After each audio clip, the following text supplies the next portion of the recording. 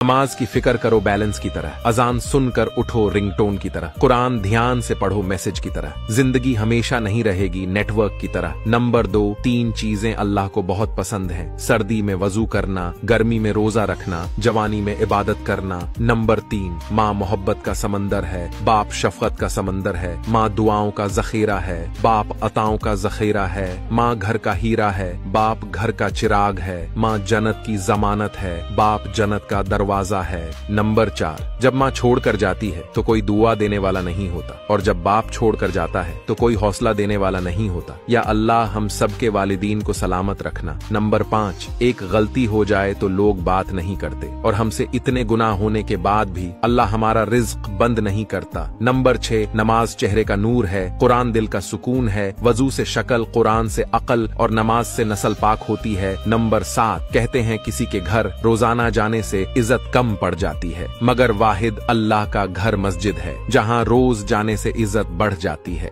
Video को like तो कर लिया होगा दोस्त, अब मुझे फॉलो करके अपना दोस्त बना लो, हमेशा सही राह दिखाऊंगा।